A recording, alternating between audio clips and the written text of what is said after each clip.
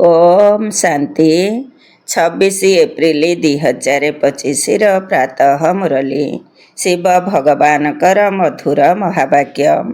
शिव बाबा कहते मिठे बच्चे, तुमे पुरुषोत्तम संगम योगी ब्राह्मण संतान माने वर्तमान ईश्वर कोल को आसीछ। तुमको मनुष्य देवता हेबार अछि, तेणु दैवी गुण मध्य धारण करिबा आवश्यक। तुमे पुरुषोत्तम संगम योगी ब्राह्मण संतान माने वर्तमान ईश्वर कोल को आसीछ। तुमको मनुष्य देवता हेबार अछि, तेणु दैवी गुण मध्य धारण करिबा आवश्यक।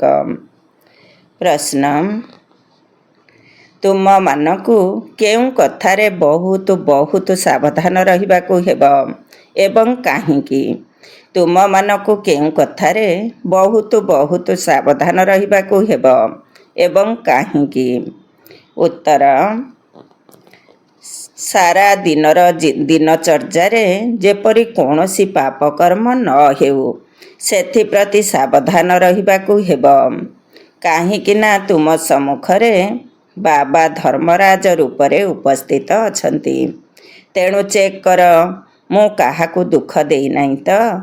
मु श्रीमत अनुसारे चालुछि, रावण मतरे चालु नाही त? काहींकिना बाबांकर हेबा परे जदि कौनसी विकर्म हुए तेबे गोटिएर 100 गुणा दंड भोगिबाकु पड़िब। ओम शांति। भगवान उवाच, एहा तो पिलामानकु बुझा जाइछि। जे कौनसी मनुष्य अथवा देवता मानकु भगवान कुहा जाई परिबो नाही। एठारे जेतबळे बसुछंती तेबे बुद्धिरे एकथा रहुछि जे आमे संगम योगी ब्राह्मण अटु।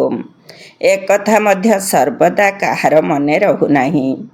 वास्तवरे निजको ब्राह्मण भावुछंती, एकथा मध्य नुहे। ब्राह्मण संतान मानकु पुणी दैवी गुण मध्य धारण करिबाकु हेब। आमे संगम योगी ब्राह्मण अटु। आमे शिव बाबांक द्वारा पुरुषोत्तम हेउछु। एही कथा मध्य समस्तंकर मने रहु नाही। प्रति मुहूर्तरे एकथा भूली जाउछंती जे आमे पुरुषोत्तम संगम योगी ब्राह्मण अटु। जदि एकथा मध्य बुद्धिरे मने रहिब तेबे मध्य अहो सौभाग्य, किंतु सर्वदा क्रम अनुसारे तो रहिबे ना। प्रत्येक निज निजर बुद्धि अनुसारे पुरुषार्थ करिथांती। वर्तमान तुमे संगम योगी अट, एबे पुरुषोत्तम हेबाकु जाउछ। जानुछ, आमे पुरुषोत्तम सेतबळे हेबु जेतबळे बाबांकु अर्थात अति प्रिय पितांकु मने पकाइबो। बाबांकर स्मृति द्वारा ही पाप नाश हेब। जदि केही पाप करे तेबे तार 100 गुणा हिसाब चढ़ी जाए। आगरु जेउ पाप करुथिल ताहार 10% पाप चढ़ुथिला, वर्तमान तो 100% पाप चढ़ुछि। काहींकिना ईश्वरंका कोड़को आसी पुणी पाप करुछ ना। तुमे संतान माने जानिछ, बाबा आमको पुरुषोत्तम अर्थात देवता करिबा पई पाठ पढ़ाउछंती। एही स्मृति जहाँक भितरे स्थायी होई रहिथाए सेमाने अलौकिक सेवा मध्य बहुत करिथांती। सर्वदा हर्षित मुख रहिबा पई अन्य मानकु मध्य रास्ता बताइबाकु हेब। केउठाकु भी जाओ, बुद्धिरे एकथा मने रहु जे आमे संगम युगरे अछु। एहा हेउछि पुरुषोत्तम संगम युग। सेमाने पुरुषोत्तम मास बा वर्ष कहिथांती, किंतु तुमे कहुछ आमे पुरुषोत्तम संगम योगी ब्राह्मण अटु। एहा भल भावरे बुद्धिरे धारण करिबाकु हेब। वर्तमान आमे पुरुषोत्तम हेबार यात्रारे अछु। एकथा मने रहिबा मध्य मनमना भव अटे। तुमे निजर पुरुषार्थ एवं कर्म अनुसारे पुरुषोत्तम हेउछ। सेथिपाई दैवी गुण मध्य आवश्यक एवं श्रीमतरे मध्य चालिबाकु पड़िब। एबे तो समस्ते निज मतरे चालुछंती, ताहा हेउछि रावण मत। एमिति मध्य नुहे जे तुमे समस्ते श्रीमतरे चालुछ। बहुत अछंती जेउ माने कि रावण मतरे मध्य चालुछंती। ଶ୍ରୀମତରେ କେହି କେତେ ପରସେଣ୍ଟ, କେହି କେତେ ପରସେଣ୍ଟ ଚାଲୁଛନ୍ତି, କେହି କେହି ତ 2% ମଧ୍ୟ ଚାଲୁଥିବେ। ଯଦିଓ ଏଠାରେ ବସିଛନ୍ତି କିନ୍ତୁ ଶିବ ବାବାଙ୍କର ସ୍ମୃତିରେ ରହୁନାହାନ୍ତି। ବୁଦ୍ଧିଯୋଗ କେଉଁଠି ନା କେଉଁଠି ଘୁରି ବୁଲୁଛି। ତେଣୁ ପ୍ରତିଦିନ ନିଜକୁ ଦେଖିବାକୁ ହେବ ଯେ ଆଜି କୌଣସି ପାପ କର୍ମ କରିନାହିଁ ତ, କାହାକୁ ଦୁଃଖ ଦେଇନାହିଁ ତ। ନିଜ ଉପରେ ବହୁତ ଧ୍ୟାନ ଦେବାକୁ ପଡ଼ିବ। କାହିଁକି ନା ଧର୍ମରାଜ ମଧ୍ୟ ଏଠାରେ ଉପସ୍ଥିତ ଅଛନ୍ତି ନା। ବର୍ତ୍ତମାନ ସମୟ ହିସାବ କିତାବ ଚୁକ୍ତ କରିବାର ସମୟ। ତେଣୁ ଦଣ୍ଡ ମଧ୍ୟ ଭୋଗ କରିବାକୁ ପଡ଼ିବ। ପିଲାମାନେ ଜାଣିଛନ୍ତି ଯେ ଆମେ ଜନ୍ମ ଜନ୍ମାନ୍ତରର ପାପୀ ଅଟୁ। କେଉଁଠାରେ ବି କୌଣସି ବି ମନ୍ଦିରକୁ ବା ଗୁରୁଙ୍କ ପାଖକୁ କିମ୍ବା କୌଣସି ଇଷ୍ଟ ଦେବତାଙ୍କ ପାଖକୁ ଗଲେ କହିଥାନ୍ତି, ମୁଁ ତ ଜନ୍ମ ଜନ୍ମାନ୍ତରର ପାପୀ ଅଟେ, ମୋତେ ରକ୍ଷା କରନ୍ତୁ, ଦୟା କରନ୍ତୁ। ସତ୍ୟ ଯୁଗରେ କେବେ ବି ଏଭଳି ଶବ୍ଦ ମୁଖରୁ ବାହାରିବ ନାହିଁ। ଦୁନିଆରେ କେହି ତ ସତ୍ୟ କହିଥାନ୍ତି, କେହି ମିଥ୍ୟା ମଧ୍ୟ କହିଥାନ୍ତି। ଏଠାରେ ମଧ୍ୟ ସେହିଭଳି ଅଛନ୍ତି। ବାବା ସବୁବେଳେ କହୁଛନ୍ତି ନିଜର ଜୀବନ କାହାଣୀ ବାବାଙ୍କ ପାଖକୁ ଲେଖି ପଠାଅ। କେହି ତ ସମ୍ପୂର୍ଣ୍ଣ ସତ୍ୟ ଲେଖିଥାନ୍ତି, କେହି କେହି ମଧ୍ୟ ଲୁଚାଇଥାନ୍ତି। ଲଜ୍ଜା ଆସିଥାଏ। ଏକଥା ତ ସମସ୍ତେ ଜାଣିଛନ୍ତି, ଖରାପ କର୍ମ କଲେ ତା'ର ଫଳ ମଧ୍ୟ ଖରାପ ମିଳିବ। ତାହା ତ ହେଲା ଅଳ୍ପ ସମୟର କଥା, ଏହା ତ ବହୁତ ସମୟର କଥା। ଖରାପ କର୍ମ କଲେ ଦଣ୍ଡ ମଧ୍ୟ ଭୋଗ କରିବାକୁ ପଡ଼ିବ। ପୁଣି ସ୍ୱର୍ଗରେ ମଧ୍ୟ ବହୁତ ପଛରେ ଆସିବ। ବର୍ତ୍ତମାନ ସବୁକିଛି ଜଣାପଡ଼ିଯାଉଛି ଯେ କିଏ କିଏ ପୁରୁଷୋତ୍ତମ ହେବାକୁ ଯାଉଛନ୍ତି। ତାହା ହେଉଛି ପୁରୁଷୋତ୍ତମ ଦୈବୀ ରାଜ୍ୟ। ତୁମେମାନେ ଏବେ ଉତ୍ତମରୁ ଉତ୍ତମ ପୁରୁଷ ହେଉଛ ନା। ଆଉ କୌଣସି ସ୍ଥାନରେ ଏଭଳି କାହାର ମହିମା କରିବେ ନାହିଁ। ମନୁଷ୍ୟ ତ ଦେବତାମାନଙ୍କର ଗୁଣକୁ ମଧ୍ୟ ଜାଣନ୍ତି ନାହିଁ। ଯଦିଓ ମହିମା ଗାନ କରୁଛନ୍ତି କିନ୍ତୁ ତାହା ଶୁଆ ଭଳି। ସେଥିପାଇଁ ବାବା କହୁଛନ୍ତି ଭକ୍ତମାନଙ୍କୁ ବୁଝାଅ। ଭକ୍ତମାନେ ନିଜକୁ ନିଜ ପାପୀ ବୋଲି କହୁଛନ୍ତି। ତେଣୁ ତାଙ୍କୁ ପଚାର ଯେ କ'ଣ ତୁମେ ଯେତେବେଳେ ଶାନ୍ତିଧାମରେ ଥିଲ ସେଠାରେ ମଧ୍ୟ ପାପ କରୁଥିଲ? ସେଠାରେ ତ ସବୁ ଆତ୍ମା ପବିତ୍ର ରହନ୍ତି, ଏଠାରେ ଅପବିତ୍ର ହୋଇଯାଇଛନ୍ତି। କାହିଁକି ନା ଏହା ତମ ପ୍ରଧାନ ଦୁନିଆ। ନୂଆ ଦୁନିଆରେ ତ ସମସ୍ତେ ପବିତ୍ର ଥାଆନ୍ତି, ଅପବିତ୍ର ରାବଣ କରୁଛି। ବର୍ତ୍ତମାନ ସମୟରେ ବିଶେଷ କରି ଭାରତରେ ତଥା ସାରା ଦୁନିଆରେ ରାବଣର ରାଜ୍ୟ ଚାଲିଛି। ଏଠାରେ ଯେଭଳି ରାଜାରାଣୀ ସେହିଭଳି ପ୍ରଜା, ଉଚ୍ଚତମ ଏବଂ କନିଷ୍ଠତମ। ଏଠାରେ ସମସ୍ତେ ପତିତ। ବାବା କହୁଛନ୍ତି ମୁଁ ତୁମକୁ ପବିତ୍ର କରି ଯାଉଛି, ପୁଣି ତୁମକୁ ପତିତ କିଏ କରୁଛି? ରାବଣ। ଏବେ ପୁନର୍ବାର ତୁମେ ମୋ ମତରେ ପବିତ୍ର ହେଉଛ, ପୁଣି ଅଧାକଳ୍ପ ପରେ ରାବଣର ମତରେ ପତିତ ହେବ। ଅର୍ଥାତ୍ ଦେହ ଅଭିମାନରେ ଆସି ବିକାରର ବଶୀଭୂତ ହୋଇଯାଉଛ। ତାକୁ ଆସୁରୀ ମତ କୁହାଯାଏ। ଭାରତ ପାବନ ଥିଲା, ଆଜି ତାହା ପତିତ ହୋଇଯାଇଛି, ପୁଣି ଏବେ ପାବନ ହେବାକୁ ଯାଉଛି। ପାବନ କରିବା ପାଇଁ ପତିତ ପାବନ ବାବାଙ୍କୁ ଏଠାକୁ ଆସିବାକୁ ପଡ଼ିଥାଏ। ବର୍ତ୍ତମାନ ଦେଖନ୍ତୁ କେତେ ଢେର ମନୁଷ୍ୟ ଅଛନ୍ତି, ପୁଣି ଭବିଷ୍ୟତରେ କେତେ ହେବେ।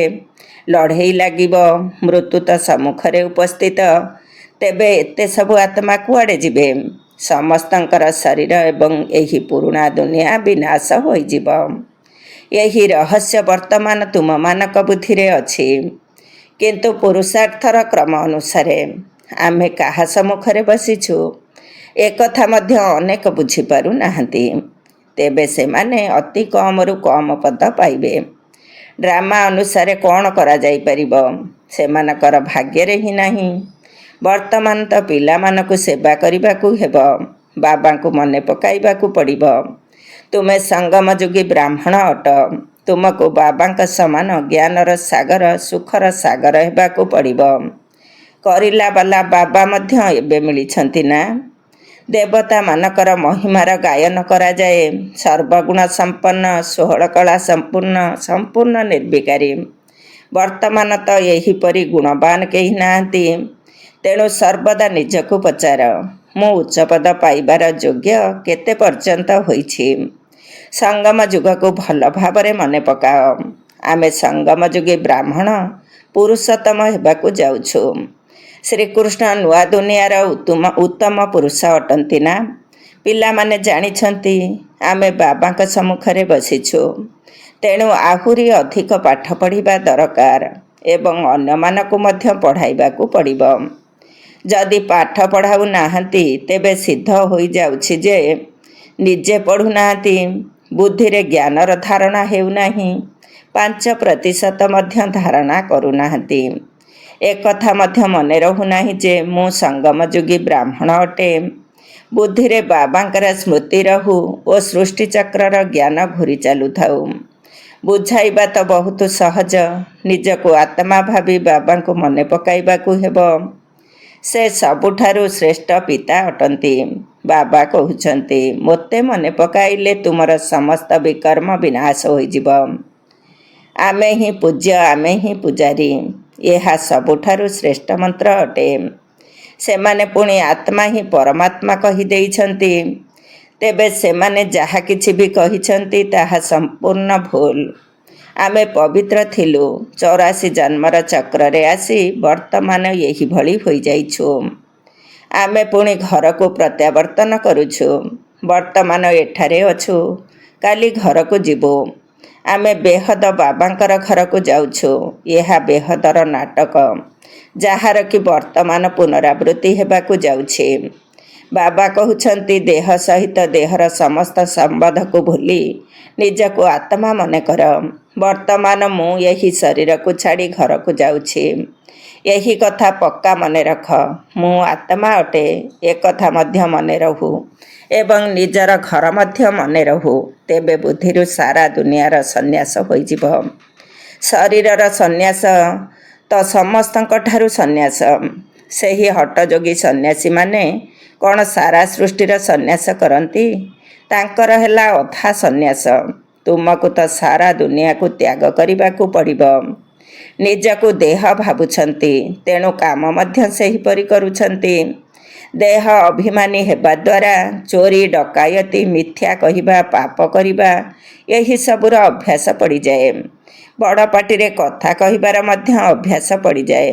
ପୁଣି କହନ୍ତି, ମୋର କଥା ହିଁ ସେହିଭଳି। ଗୋଟିଏ ଦିନରେ 25-30 ପାପ ମଧ୍ୟ କରି ପକାନ୍ତି। ମିଥ୍ୟା କହିବା ମଧ୍ୟ ପାପ ହେଲା ନା? ଏହିଭଳି ଭାବରେ ଅଭ୍ୟାସରେ ପଡ଼ିଯାଏ। ବାବା କହୁଛନ୍ତି, ଆଉ ଆବାଜ କମ୍ କରିବା ଶିଖ। ଶବ୍ଦ କମ୍ କରିବାକୁ କୌଣସି ଡେରି ଲାଗେ ନାହିଁ। ଯଦି କୁକୁରକୁ ବି ପାଳୁଛନ୍ତି, ତେବେ ସିଏ ମଧ୍ୟ ଭଲ ହୋଇଯାଉଛି। ମାଙ୍କଡ଼ କେତେ ଚଞ୍ଚଳ, ପୁଣି କାହା ସହିତ ଯଦି ସାଥୀ ହୋଇଗଲା ନାଚ କରିଥାଏ। ପଶୁ ମଧ୍ୟ ସୁଧୁରି ଯାଉଛନ୍ତି। ପଶୁମାନଙ୍କୁ ମଣିଷ ସୁଧାରିଥାଏ, ମନୁଷ୍ୟମାନଙ୍କୁ ବାବା ସୁଧାରିଥାନ୍ତି। ବାବା କହୁଛନ୍ତି, ତୁମେମାନେ ପଶୁ ଭଳି ହୋଇଯାଇଛ, ତେଣୁ ମୋତେ ମଧ୍ୟ କଇଁଛ ଅବତାର, ବରାହ ଅବତାର ବୋଲି କହିଦେଉଛ। ଯେଭଳି ତୁମର ଚଳନୀ ତାଠାରୁ ମଧ୍ୟ ଅଧିକ ଖରାପ ମୋତେ କରିଦେଇଛ। ଏକଥା ମଧ୍ୟ ତୁମେ ଜାଣିଛ, ଦୁନିଆ ଜାଣିନାହିଁ। ଶେଷ ସମୟରେ ତୁମକୁ ସାକ୍ଷାତକାର ହେବ। କିଭଳି କିଭଳି ଦଣ୍ଡ ପାଉଛନ୍ତି ତାହା ମଧ୍ୟ ତୁମକୁ ଜଣାପଡ଼ିବ। ଅଧା କଳ୍ପ ତୁମେମାନେ ଭକ୍ତି କରିଲ, ଏବେ ଜ୍ଞାନ ମିଳିଛି। ବାବା କହୁଛନ୍ତି, ଯଦି ମୋ ମତରେ ନ ଚାଲିବ ତେବେ ଆହୁରି ଦଣ୍ଡ ଭୋଗ କରିବ। ଏଥିପାଇଁ ଏବେ ପାପ କରିବା ଛାଡ଼ିଦିଅ। ନିଜର ଚାଟ ରଖ, ପୁଣି ତା ସହିତ ଜ୍ଞାନର ଧାରଣା ମଧ୍ୟ ଦରକାର। କାହାକୁ ବୁଝାଇବାର ଅଭ୍ୟାସ ମଧ୍ୟ ଦରକାର। ପ୍ରଦର୍ଶନୀର ଚିତ୍ର ଉପରେ ବୁଦ୍ଧି ଚଲାଅ। କାହାକୁ ମୁଁ କେମିତି ବୁଝାଇବି? ପ୍ରଥମେ ଏହି କଥା ବିଚାର କର କି ଗୀତାର ଭଗବାନ କିଏ? ଜ୍ଞାନର ସାଗର ତ ପତିତ ପାବନ ପରମପିତା ପରମାତ୍ମା ହିଁ ଅଟନ୍ତି ନା, ଯିଏକି ସମସ୍ତ ଆତ୍ମାମାନଙ୍କର ପିତା ମଧ୍ୟ ଅଟନ୍ତି। ତେବେ ପିତାଙ୍କର ପରିଚୟ ତ ଦରକାର ନା? ଋଷି ମୁନି ଆଦି କାହାକୁ ମଧ୍ୟ ନା ବାବାଙ୍କର ପରିଚୟ ଜଣାଅଛି, ନା ରଚନାର ଆଦି ମଧ୍ୟ ଅନ୍ତର ଜ୍ଞାନ ଜଣାଅଛି। ସେଥିପାଇଁ ପ୍ରଥମେ ଏକଥା ବୁଝାଅ ଏବଂ ତାଙ୍କଠାରୁ ଲେଖାଇ ନିଅ କି ଭଗବାନ ଜଣେ ଅଟନ୍ତି, ଦ୍ୱିତୀୟ କେହି ହୋଇପାରିବେ ନାହିଁ। ମନୁଷ୍ୟ ନିଜକୁ ଭଗବାନ କହିପାରିବ ନାହିଁ। ତୁମ ସନ୍ତାନମାନଙ୍କୁ ଏବେ ନିଶ୍ଚୟ ଅଛି ଯେ ଭଗବାନ ନିରାକାର। ବାବା ଆମକୁ ପାଠ ପଢ଼ାଉଛନ୍ତି, ଆମେ ତାଙ୍କର ଛାତ୍ର। ସେ ଆମର ପିତା, ଶିକ୍ଷକ ଏବଂ ସଦ୍ଗୁରୁ ମଧ୍ୟ ଅଟନ୍ତି। ଯଦି ଜଣକୁ ମନେ ପକାଇବା ତେବେ ଶିକ୍ଷକ ଏବଂ ଗୁରୁ ଉଭୟ ମନେ ପଡ଼ିଯିବେ। ତେବେ ବୁଦ୍ଧି ଏଣେ ତେଣେ ଘୁରି ବୁଲିବା ଉଚିତ ନୁହେଁ। କେବଳ ଶିବ ବୋଲି କହିବା ମଧ୍ୟ ଉଚିତ ନୁହେଁ। ସିଏ ଆମର ପିତା ଏବଂ ପରମ ଶିକ୍ଷକ ମଧ୍ୟ ଅଟନ୍ତି, ଯିଏକି ଆମକୁ ସାଥିରେ ନେଇଯିବେ। ସେହି ଜଣକର କେତେ ମହିମା ରହିଛି। ଏବେ କେବଳ ତାଙ୍କୁ ହିଁ ମନେ ପକାଇବାକୁ ହେବ। କେହି କେହି କହୁଛନ୍ତି, ଇଏ ତ ଯାଇ ବ୍ରହ୍ମା କୁମାରୀଙ୍କୁ ଗୁରୁ କରିଛି। ତୁମେ ଗୁରୁ ତ ହେଉଛ, କିନ୍ତୁ ତୁମକୁ ବାବା କୁହାଯିବ ନାହିଁ। ଟିଚର ଗୁରୁ କୁହାଯିବ, କିନ୍ତୁ ପିତା କୁହାଯିବ ନାହିଁ। ଏହି ତିନୋଟି ସମ୍ବନ୍ଧ କେବଳ ସେହି ଜଣେ ବାବାଙ୍କ ପାଇଁ ହିଁ ଉଦ୍ଦିଷ୍ଟ। ସେ ସବୁଠାରୁ ବଡ଼ ବାବା ଅଟନ୍ତି। ୟାଙ୍କ ବା ବ୍ରହ୍ମାଠାରୁ ଉଚ୍ଚ ମଧ୍ୟ ସେହି ବାବା ଅଟନ୍ତି। ଏକଥା ଭଲ ଭାବରେ ବୁଝାଇବାକୁ ହେବ। ପ୍ରଦର୍ଶନୀରେ ବୁଝାଇବା ପାଇଁ ଅକଲ ବା ବୁଦ୍ଧି ଥିବା ଆବଶ୍ୟକ, କିନ୍ତୁ ନିଜ ଭିତରେ ଏତିକି ସାହସ କରିପାରନ୍ତି ନାହିଁ। ବଡ଼ ବଡ଼ ପ୍ରଦର୍ଶନୀ ହେଲେ ଯେଉଁମାନେ ଭଲ ସେବାଧାରୀ ସେମାନଙ୍କୁ ଯାଇ ସେବା କରିବା ଆବଶ୍ୟକ। ବାବା କ'ଣ ମନା କରୁଛନ୍ତି? ଆଗକୁ ଯାଇ ସାଧୁସନ୍ଥ ଆଦିଙ୍କୁ ମଧ୍ୟ ତୁମେ ଜ୍ଞାନବାଣ ମାରି ଚାଲିବ। ଯିବେ କୁଆଡ଼େ? ଗୋଟିଏ ହିଁ ହାଟ, ସଦ୍ଗତିର ସ୍ଥାନ ଅଛି। ସମସ୍ତଙ୍କର ସଦ୍ଗତି ଏହି ହାଟରେ ହିଁ ହେବ। ଏହି ହାଟ ହିଁ ଏଭଳି ଅଟେ। ତୁମେ ସମସ୍ତଙ୍କୁ ପବିତ୍ର ହେବାର ରାସ୍ତା ବତାଉଛ। ପୁଣି କିଏ ପବିତ୍ର ହୁଅନ୍ତୁ ବା ନ ହୁଅନ୍ତୁ, ତୁମ ସନ୍ତାନମାନଙ୍କର ବିଶେଷ ଧ୍ୟାନ ସେବା ଉପରେ ରହିବା ଆବଶ୍ୟକ। ଯଦିଓ ସନ୍ତାନମାନେ ଜ୍ଞାନୀ ଅଟନ୍ତି, କିନ୍ତୁ ଭଲ ଭାବରେ ସେବା ନ କଲେ ବାବା ବୁଝିଯାଆନ୍ତି ଯେ ଏହାଙ୍କ ଉପରେ ରାହୁର ଦଶା ପଡ଼ିଛି। ଦଶା ତ ସମସ୍ତଙ୍କ ଉପରେ ଘୁରୁଛି ନା। ମାୟାର ଛାଇ ପଡ଼ୁଛି, ପୁଣି 2 ଦିନ ପରେ ଠିକ୍ ହୋଇଯାଉଛି। ପିଲାମାନଙ୍କୁ ସେବାର ଅନୁଭବ ନେଇ ଆସିବାର ଦରକାର। ପ୍ରଦର୍ଶନୀ ତ କରିଚାଲୁଛନ୍ତି, କିନ୍ତୁ କାହିଁକି ମନୁଷ୍ୟ ବୁଝିବା ପରେ ତୁରନ୍ତ ଲେଖୁନାହାନ୍ତି କି ଗୀତା ଶ୍ରୀକୃଷ୍ଣଙ୍କର ନୁହେଁ, ଶିବ ଭଗବାନଙ୍କ ଦ୍ୱାରା ଗାୟନ ହୋଇଛି। କେହି ତ କେବଳ କହିଦେଉଛନ୍ତି, ଏହା ବହୁତ ଭଲ ଜ୍ଞାନ, ମନୁଷ୍ୟମାନଙ୍କ ପାଇଁ ବହୁତ କଲ୍ୟାଣକାରୀ, ସମସ୍ତଙ୍କୁ ଦେଖାଇବା ଦରକାର। କିନ୍ତୁ ମୁଁ ମଧ୍ୟ ଏହି ବର୍ଷା ନେବି, ଏପରି କେହି କହୁନାହାନ୍ତି। ଆଚ୍ଛା, ମିଠା ମିଠା ଶିଖିଲଧେ ସନ୍ତାନମାନଙ୍କ ପ୍ରତି ମାତା ପିତା ବାପଦାଦାଙ୍କର ମଧୁର ସ୍ନେହ ସମ୍ପନ୍ନ ଶୁଭେଚ୍ଛା ଏବଂ ସୁପ୍ରଭାତ। ଆତ୍ମିକ ପିତାଙ୍କର ଆତ୍ମିକ ସନ୍ତାନମାନଙ୍କୁ ନମସ୍ତେ। ଆମ ଆତ୍ମିକ ସନ୍ତାନମାନଙ୍କର ଆତ୍ମିକ ମାତା ପିତା ବାପଦାଦାଙ୍କୁ ନମସ୍ତେ, ନମସ୍ତେ ଏବଂ ସୁପ୍ରଭାତ। ଧାରଣା ପାଇଁ ମୁଖ୍ୟ ସାର 1 ନମ୍ବର, ଦେହ ଅଭିମାନରେ ଆସି ବଡ଼ ପାଟିରେ କଥାବାର୍ତ୍ତା ହେବା ଉଚିତ ନୁହେଁ। ଏହି ଅଭ୍ୟାସକୁ ଛାଡ଼ିବାକୁ ପଡ଼ିବ। ଚୋରି କରିବା, ମିଥ୍ୟା କହିବା, ଏହିଭଳି ସବୁ ପାପ କର୍ମରୁ ମୁକ୍ତ ରହିବା ପାଇଁ ଦେହୀ ଅଭିମାନୀ ହୋଇ ରହିବାକୁ ହେବ। 2 ନମ୍ବର, ମୃତ୍ୟୁ ସମ୍ମୁଖରେ ଉପସ୍ଥିତ, ତେଣୁ ବାବାଙ୍କର ଶ୍ରୀମତରେ ଚାଲି ପବିତ୍ର ହେବାକୁ ପଡ଼ିବ। ବାବାଙ୍କର ହେବା ପରେ କୌଣସି ଖରାପ କର୍ମ କରିବାର ନାହିଁ। ଧର୍ମରାଜପୁରୀର ଦଣ୍ଡରୁ ମୁକ୍ତି ପାଇବାର ପୁରୁଷାର୍ଥ କରିବାକୁ ହେବ। ବରଦାନ, ଲୋକ ପସନ୍ଦ ଅର୍ଥାତ୍ ଦୁନିଆ ପସନ୍ଦ ସଭାର ଟିକେଟ ବୁକ୍ କରୁଥିବା ରାଜ୍ୟ ସିଂହାସନ ଅଧିକାରୀ ଭବ। ଲୋକ ପସନ୍ଦ ଅର୍ଥାତ୍ ଦୁନିଆ ପସନ୍ଦ ସଭାର ଟିକେଟ ବୁକ୍ କରୁଥିବା ରାଜ୍ୟ ସିଂହାସନ ଅଧିକାରୀ ଭବ। ଡିଟେଲ୍ସ, ଯେତେବେଳେ କୌଣସି ସଂକଳ୍ପ କରୁଛ ବା ବିଚାର କରୁଛ, ତେବେ ପ୍ରଥମେ ଚେକ୍ କର ଯେ ଏହି ସଂକଳ୍ପ ବା ବିଚାର ବାବାଙ୍କୁ ପସନ୍ଦ ଅଟେ ତ। ଯାହା ବାବାଙ୍କୁ ପସନ୍ଦ ତାହା ଲୋକ ପସନ୍ଦ ଆପେ ଆପେ ହୋଇଯାଇଥାଏ। ଯଦି କୌଣସି ବି ସଂକଳ୍ପରେ ବ୍ୟର୍ଥ ରହିଛି, ତେବେ ତାକୁ ମନପସନ୍ଦ କୁହାଯିବ ଏବଂ ବିଶ୍ୱ କଲ୍ୟାଣ ଅର୍ଥେ ହୋଇଥିଲେ ତାକୁ ଲୋକ ପସନ୍ଦ ବା ପ୍ରଭୁ ପସନ୍ଦ କୁହାଯିବ। ତେବେ ଲୋକ ପସନ୍ଦ ସଭାର ସଦସ୍ୟ ହେବା ଅର୍ଥ ଲ ଆଣ୍ଡ ଅର୍ଡ଼ର ଅର୍ଥାତ୍ ଆଇନ ଶୃଙ୍ଖଳାଯୁକ୍ତ ରାଜ୍ୟ ଅଧିକାର ବା ରାଜ୍ୟ ସିଂହାସନ ପ୍ରାପ୍ତ କରିନେବା। ସ୍ଲୋଗାନ, ଯଦି ସର୍ବଦା ପରମାତ୍ମା ସଙ୍ଗର ଅନୁଭବ କରିବ, ତେବେ ସବୁକିଛି ସହଜ ଅନୁଭବ କରିବା ସହିତ ନିଜେ ମଧ୍ୟ ସୁରକ୍ଷିତ ରହିବ। ଯଦି ସର୍ବଦା ପରମାତ୍ମା ସଙ୍ଗର ଅନୁଭବ କରିବ, ତେବେ ସବୁକିଛି ସହଜ ଅନୁଭବ କରିବା ସହିତ ନିଜେ ମଧ୍ୟ ସୁରକ୍ଷିତ ରହିବ। ଓମ୍ ଶାନ୍ତି।